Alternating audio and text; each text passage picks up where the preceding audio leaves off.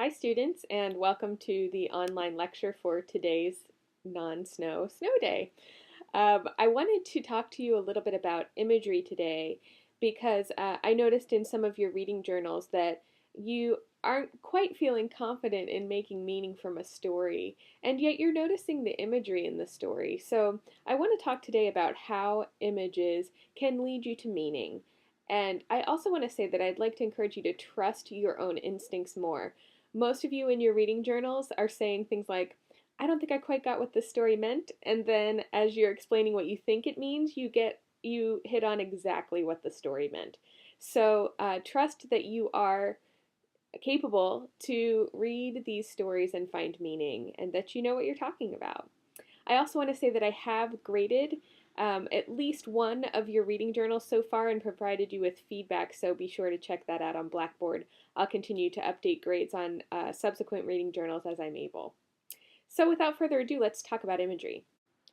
So the title of this PowerPoint is Details in Fiction, Why and How the Small Things Matter. I'd like to cover the two different aspects of detail that you've been reading about this last week, which includes concrete and significant detail and also setting. So just as a reminder, your first tip is to remember to show versus tell, and this goes for your one-page stories as well. And so I'm going to give you this quote from Burroway. What this means is that your job as a fiction writer is to focus attention not on the words, which are inert, nor on the thoughts these words produce, but through these to felt experience, where the vitality of understanding lies. This is tricky because words are obviously what we have to work with in our toolbox, and yet these words have to do more than simply tell the story. They also need to show, and they also need to resonate on many different levels. So I want to talk about imagery in this PowerPoint so that you can see how your story can mean more than it says. Okay, first as a review, let's look at the two different types of detail, and I can pretty much guarantee you that this information will be on the midterm, so please make sure that you are distinguishing between these two types. First, concrete details appeal to one of the five senses. And then secondly, a significant detail is a concrete detail, but it goes further than just appealing to the senses. It also conveys an idea, judgment, or both. And as I've written here, more than anything, significant details lead to meaning, and that's why we want to pay attention to them. It is these details that do more than simply describe and evoke, these details that convey something deeper, and these details that can help you make sense of a story. So let's talk about the different ways that significant details can function more than simply describing. Here are some ways that Burroway discusses how significant details can function on multiple levels. First, they can further the plot. We've talked a lot about plot so far, so these are the details that can add tension, that can lead to reversals in plot, and can create that climbing in Freytag's pyramid. Secondly, they can characterize, and you really saw this in the Burroway reading. Significant details can tell you more about a character than simply saying, this character feels trapped or this character is lonely.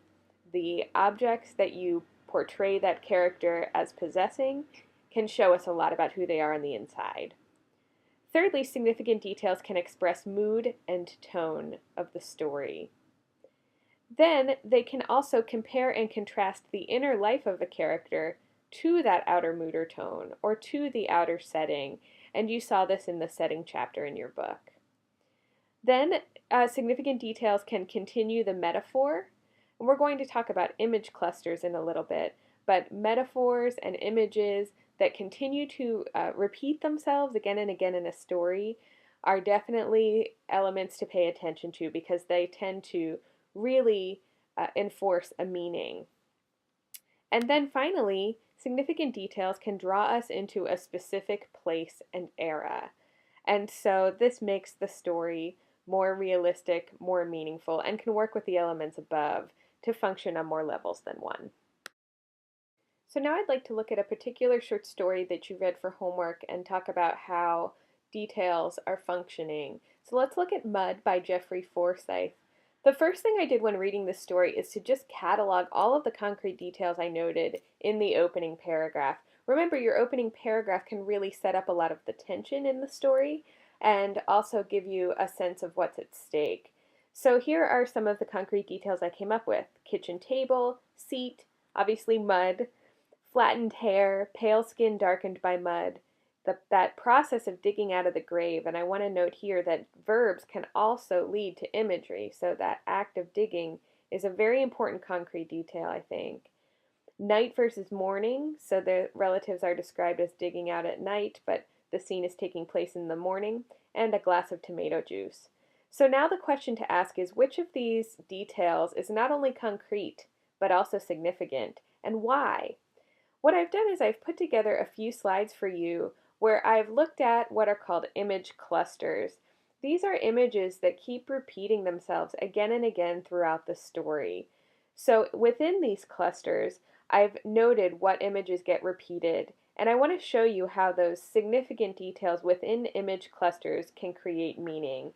And then as a makeup for today's class, I'd like you to go on discussion board and do a similar thing with another one of the stories you read for homework. More about that at the end of the presentation, though. The first set of image clusters that I decided to pay attention to were begun in that first paragraph. There's the kitchen table, the seat, the tomato juice, and then later the television, specifically the show All in the Family. And all of these images that keep repeating function as domestic imagery. And this is in stark contrast with the office imagery that we see, like the suit, the reports that he's continuously shuffling in the story, and, quote, my briefcase, which had become like one of those square cushions that can also be used as a flotation device. So we see quite a contrast in domestic imagery versus office-related imagery. So pay attention to image clusters that can serve as contrast because they may reveal something about meaning. Here's my go at meaning for this particular cluster of significant details. I said, the main character finds his job to be overwhelming yet important. The biggest day of his life, that's a quote from the story, has to do with his office, not with the arrival of his dead family members. He has to neglect his relationships to be successful. He has come to see home as mundane and meaningless, perhaps because of the loss of those closest to him, like his wife, and his career seems to be the sole purpose of his life. So we see this because the domestic images tend to be described rather mundanely as objects that are inanimate, but for the most part, the office imagery is described as vivid and laden with importance, such as this metaphor to the flotation device. So through that contrast, we can see where the values in this man lie. Then I decided to look at how these office-related things are often described in clean terminology, and family-related things are often described in terms of dirty terminology. And you could also look at how office images are often described in terms of light, whereas family-related things are often described in terms of darkness. But first, for the clean and dirty, the family is obviously covered in mud, and that's in stark contrast to the clean suit that will be ruined if the protagonist hugs his muddy relatives. In fact, he goes to such lengths to avoid getting dirty, he walks bow-legged over the lake of mud so that he wouldn't get dirty. Then he's described as having buffed his shoes the night before, and he asks, does anything really get clean? From that question, we see that this clean and dirty imagery is about more than simply concrete detail. It's about meaning. So here's my go at the meaning. He seems to be focused on clearing his conscience. Even if family appears from the dead and he can clear the air, will it work? Will he have no regrets? Another question he may be asking is it ever okay to put work over family? Is there a way to wade through grief, to shut the door and truly walk away? These seem to be all possible questions about what it means to be human that this protagonist is bringing to the situation. So one way for you to try to figure out meaning in a story is to phrase it in terms of these questions about human values. And I think you'll find that though the story seems to be about a particular situation, it also lends itself to larger questions that we can all relate to. I labeled the next image cluster hug/chest/gut imagery because I think they're all related to each other and they all seem to be located in the same part of the body. So here's what I said about that. First, his father's hands are described as resting on his stomach, and that gesture injured me, according to the protagonist. Thought that was interesting. The protagonist does not hug his family members because he doesn't want to ruin his suit. Then he changes his mind and tries to hug them, but they don't want him to get dirty. His father raises an arm to give him a high five, but then remembers the mud and puts it back at his waist instead. Another thwarted embrace. Then his wife speaks, and he hugs his briefcase to him instead of hugging his wife. There's a very interesting play on hugs and embrace. His chest tightens. He thinks about hugging his wife, but doesn't. His father leans in so close that he can feel his breath, so there's almost a hug. And then finally, there's the sound of the hammer that's described as rapping in the hollow belly of someone's garage. And this is what calls him out the door and away from the potential embrace with his wife. So you can hear that description of the hollow belly of someone's garage is a very embodied description and one that continues with this same hug, chest, gut imagery. So what does it all mean? I said that it indicates a lot of connection, disconnection from his family for the purpose of his work. He has to push his feelings aside in order to embrace success. And notice that word embrace there. Ironically, that works. He seems to be hugging his briefcase, hugging his job, hugging his important day closer to him than he's able to hug his family. This results in emptiness and questioning of purpose. If he stops mourning his family, i.e., if he disconnects, will he be able to move forward professionally? This seems to be another question that he wrestles with. And finally, of course, we have to deal with the image of mud, which is significant both because it appears in the title, but also because it appears from beginning to end in the story. So some of this may be a bit repeated from what I've said before, but I really want to focus on the mud itself here.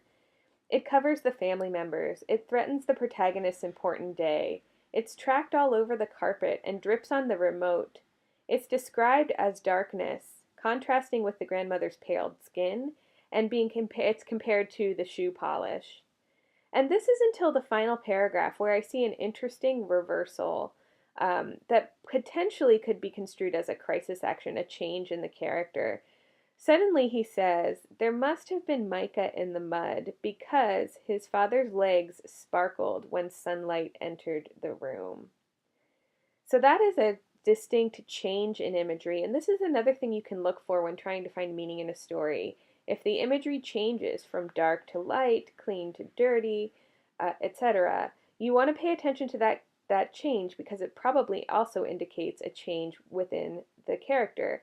Remember, again, that how the inner life of the character corresponds to setting or to objects in terms of comparing or contrasting with it can convey a lot of meaning in the story. So I said that the protagonist perceives his family as bogging him down and getting in the way of his work, and I said see clean/dirty imagery. But this seems to change slightly at the end when he realizes their potential to sparkle. Still, he leaves them, choosing instead the outside world. And that opening of the door and leaving the home, leaving his family members behind, really seems to be his crisis action. But it would not have been as powerful a crisis action if he had continued to see the mud as monolithic, as only dark, as only heavy. I think it's important that he starts to see the good in the mud as well. And this really makes his decision at the end more complicated. He is leaving the potential embrace of his wife. He is leaving people who love him. He's leaving all the obligations that he has to his family, all the promises he wasn't able to keep. And he's choosing instead to go into the world to continue with his work day. This is a really complicated decision, and notice that it's the imagery that complicates that final crisis action for us.